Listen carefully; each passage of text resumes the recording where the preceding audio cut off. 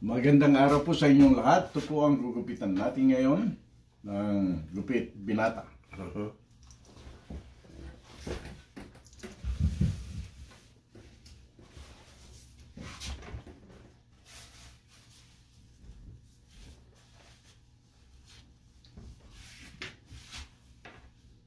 Yeah.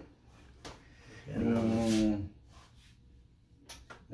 kaninang umaga ay hala ko na naman yung mga kahirapan dinadanas natin. Sabi ko, salamat na lang at hindi away-away ang nangyayari sa atin ngayon. Kasi yung mga ibang lugar na ganong mga kapatid natin sa Middle East, no? Wala, may kawawan naman sila. daming ano ngayon. Yeah, yung iba namamatay. Wala naman silang kinalaman sa away. Punta lang sila doon para magtrabaho. Trabaho, nadadali pa. Kamay pa. Ayan po. Masakit. Buti na lang naisipan naman nila, gobyerno, both sides yata, tutulong sa mga pamilyang na nahiwan. Yeah. So, I think that's just right. Galing ako Pilipinas eh. October. Kamabalik ko lang nito noong November. Ay, nasa gupa ko yung init doon. Puro init. 2 linggo ko nagkasakit doon. Eh, yun yung sabi ko. Kung weather natin eh masama, at least yung weather lang. Bumba-bumbahan dyan. Oo. Pag nasanay ka na dito sa weather natin, ayos lang yung ganyan.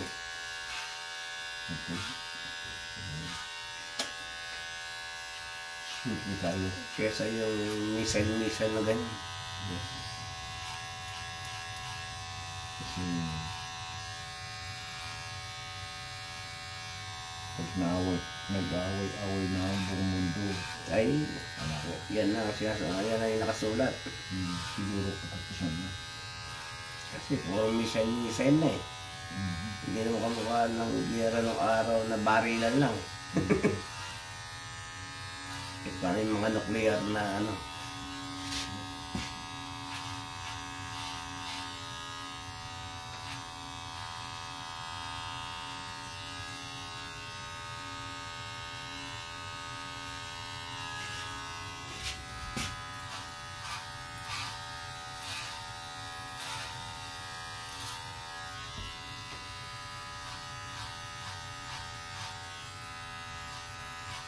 Akalain mo, nasa Pilipinas na ako. Dito pa pala ako magpapagupit sa'yo pa rin. Nahanap po yung imas ng... Marami kayo. Nakakalimutan nyo siguro dahil sa kasayahan. Sabi ko nasa Pilipinas na ako, bakit hindi ako nakapagpagupit doon? Samantala ng Balmero doon ay malapit lang sa amin. Pagka lalabas kami, natatanaw ko lang siya. Sabi ko, pagka nakakalimutan ko na pag may bisita. Yeah, kami kung nagbabakasyon, yun nga, hindi kami nakakalabas na kami lang. Ay non-stop eh. Ayun na ako. Pwede bang kasama? Sige. Sige lang. Dapat, may akit kami ng Baguio, kami mag-asawa. Yung sasabi namin pupunta ng Baguio, ang daming sumasama. Ay, kinansel ko na. Sabi ko, di na eh. Sabi ko, alam mo ka akong gastos noon. Mula almusal, tanghalian, hapunan, atin. Mag-aartila tayo ng sasakyan, mag-aartila tayo ng titirahan. Kung maliit sasakyan, ako, kulang na kulang. Kulang, kailangan van doon eh. Kailangan na tama. Kailangan kung malaki-laki. Aartila ka, 2 van. Yup. 7 yata o 8,000 ang arkila. Di kung 2, 16 na agad. Yung mga 50 papasok eh. Yup. Isang araw. Sabi ko dito lang tayo sa bahay. Oo. Yung may nag-uso na rin yun. Yung transient ba yun? Tawag nila? Parang Airbnb? Airbnb. Yung uso ngayon sa Baguio. Yeah. Hindi na yung Parang mga nag-uso na yun. Hindi na uso sa Baguio ngayon. Hindi na hotel ang Hindi na ginagamit hotel. ng mga tao. Kasi Sabagay sa akin naman. pwede ka magluto. Ayun. Yeah. Yan ngayon ang ano sa Baguio. Punta ka sa grocery store. Punta ka sa yung bilihan ng gulay doon. Yung malapit sa SM. Ano ba yung tawag doon sa kalsada na yun? Lalakarin mo lang yun eh. Tama. Kasi puro one way doon eh. Yeah. Ang hirap pa mag-parking. Ayun.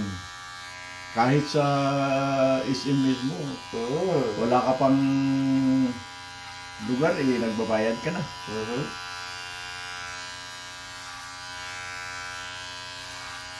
Kaya sabi ko talaga, maraming tao. Yun nga, nung isang araw, tinitingnan ko kung alin ang mas malaki, California o Pilipinas. Naku, malaki-laki ang California pala. Maluwag. Population, napakarami naman ang population natin. Pilipinas. Grabe naman yung ano doon. Ang sasakyan. Electric bike, motorcycle. Ang grabe ang traffic. Drive ako doon ng bago ko eh. Hindi ako sanay maraming sasakyan eh.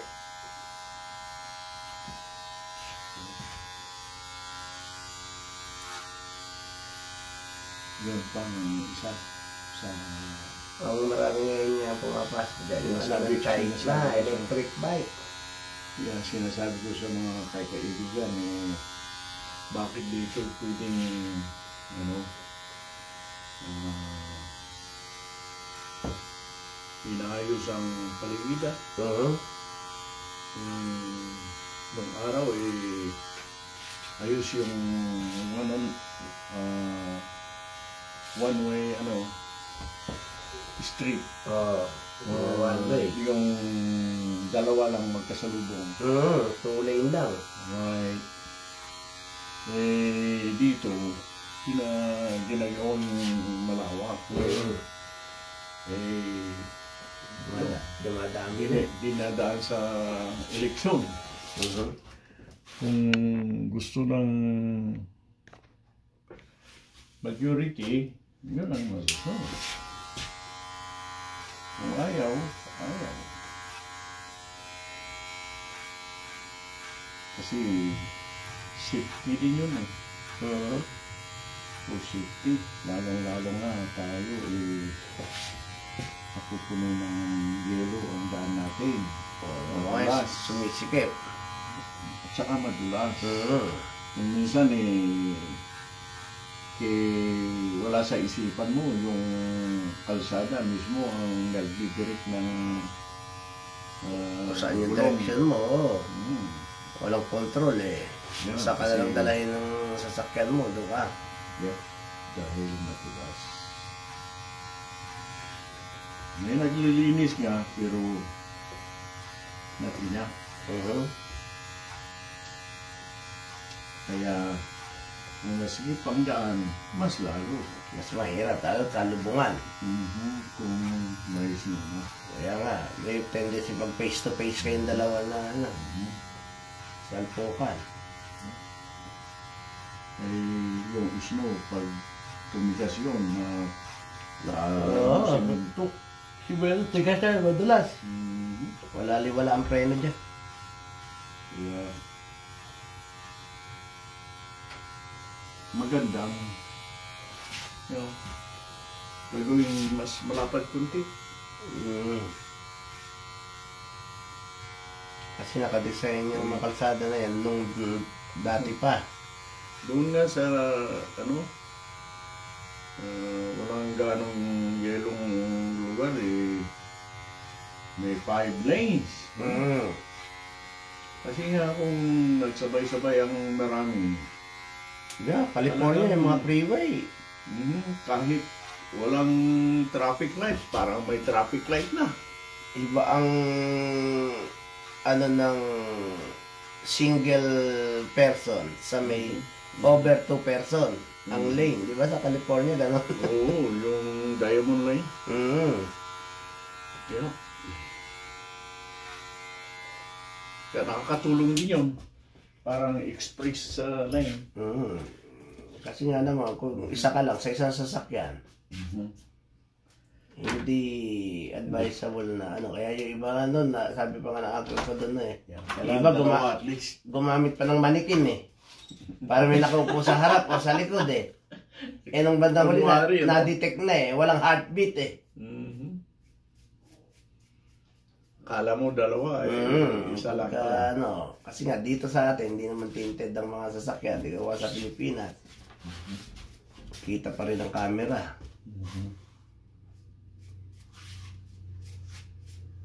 Ay.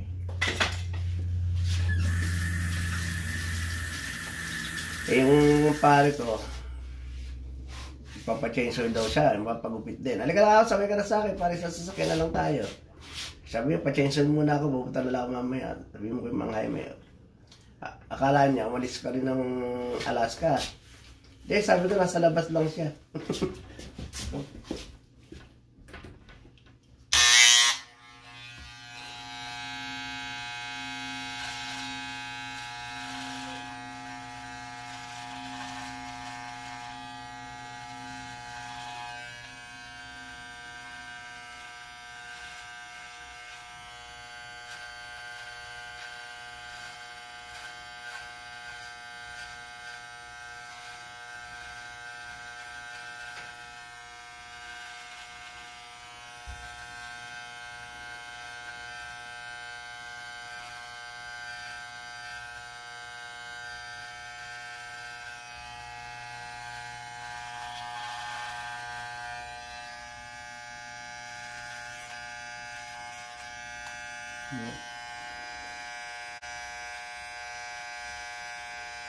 Ang hirap.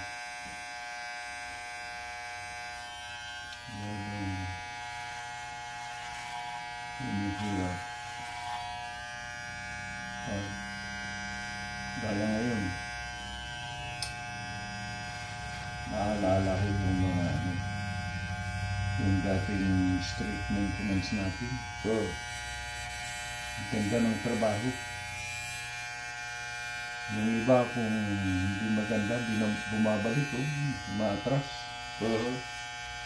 Inaayos talaga. Yung iba, wala. Kahit alam mo lang hindi maganda ang ginawa.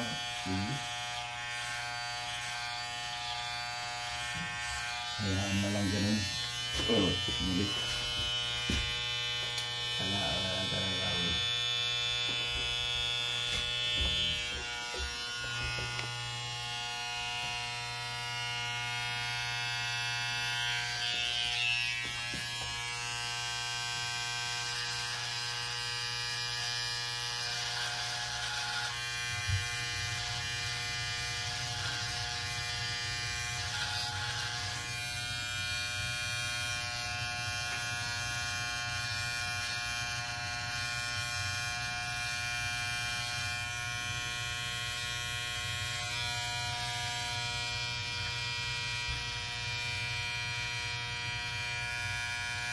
Kaya minsan naman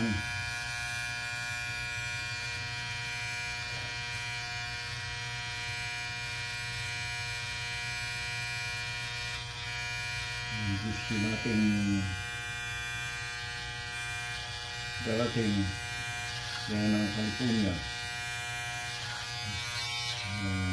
Kailangan nila ang tubig, wala. Nagtagaduan ang yung tagbilat eh. Niya, ayun. Tumating, sobra naman. Sobra naman. Flooded naman.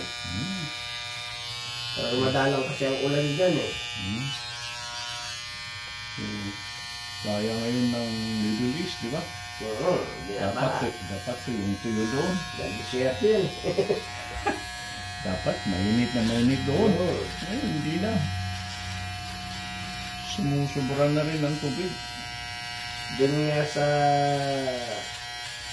nasawa ng pisaw ko sa Gambas.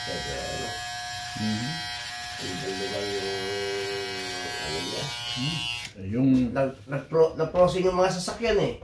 Sa sobrang lamig. Yep. Ang lakas. Sa yung lugar niya sa Saudi. Nakatakot. Kala mong tsunami. Sa Dubai ba yung tinamaan? Yung iba naman, Lindol. Yung iba naman, Twister. Yung, ako, ipo-ipo. Yung tornado. Mas mahirap pa sa ano yun. Nakatakot. Pag tinamaan ka dun, limas talaga yung ano mo. Yep. Gamit mo eh. Ang nakakapag ano, yung tumama sa Hawaii. Ubos talagang Maui. Yep. Karaming natural disaster din doon. Volcanic eruption. Yung tumama yun sa ano na yun? Wildfire nung nakaraan. Maui ba yun? Maui, ubos ang Maui eh. Sobra. Walang... Kaya nung nangyari sa Northern California, nagkaroon sila ng wildfire. Ayun palang kwan nila, hindi in-update. Hindi gaya dito sa atin na kung masama ang labas, no? Masama sa labas, masyadong malakas ang hangin o something like that. Automatic pala itong kwan. May switch tayo. Automatic, i-shut down yan. Shut down, oo. Tapos, yun na lang ang ayusin. Ibabalik ng technician kung kailangan. Okay na. Yeah. Ganoon. Pero, siyempre, magbibigay naman siguro ng alarm. Kung ganoong nangyari, nag-shut down, ayun, alam nila. Para minomonitor kung kailangan ibalik na o hindi. Lalo dito sa atin, yung pag-winter, di pwede yung bawal ang brownout. Yeah. Mawalan tayo na ano. Ganda naman ang pagkaban. Okay. Talagang hinahanap-hanap ko himas ng kamay mo sa ulo ko Ito ang bawasan natin konti. Oo, bawasan ng konti. Kaya kapit-bahay kay Balbero eh. Sabi ko lang magpagupit. Kaya sabi ko sa asawa ko, pagupit ako yung marami nasa Pilipinas ka, di ka pa nagpagupit doon. Sabi ko, gusto ko ako ito kay Mang Jaime.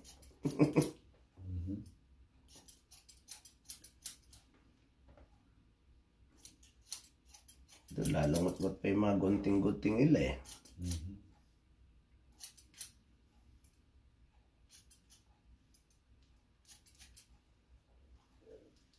Alam ko nga yung isa na una yun, yung kahapon na chinek ko yung weather, konti lang. Pag tanong gising ko ng umaga yung kapal. Alas 4 pa lang ito, naglilinis na ako. Bumaksak kasi yung canopy ko nung nasa Pilipinas kami. Nagkaroon pala ng wet stove. Yung mga binilinan ko, hindi naman sinundot yung torda, bumaksak.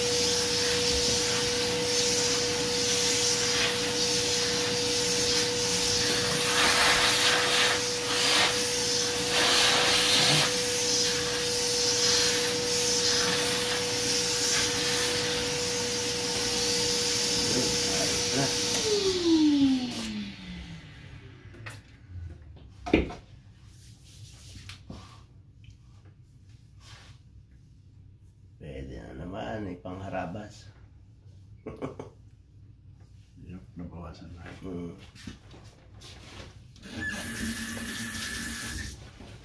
Hindi alam ko pag mahaba na yung buhok ko. Pag gising ko, kala mo sinabunutan ako ng 10. But the good side is, alam mo, humahaba ang buhok. Bumabalik, no? Yung iba, naman, gustong-gusto nilang haba ang buhok nila, ayaw. Wala na kasi haba. Kaya sabi ko, ayun nga, hindi tayo pare-pareho. Yung iba, nagbabayad ng sus. Just for the hair. Kaya mayroong buhok. Sabi ko, ay, ganyan talaga.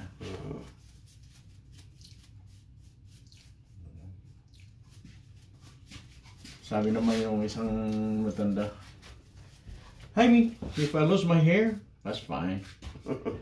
Why? I don't need to see you. Totoo naman. Sabi ko, yep, you're right.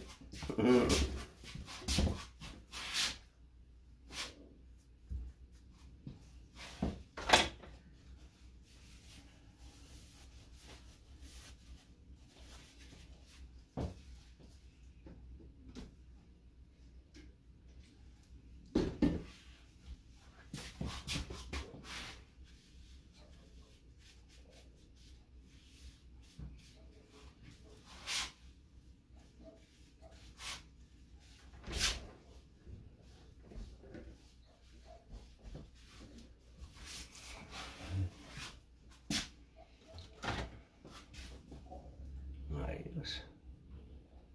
Mas pumor pa yata ngayon ah.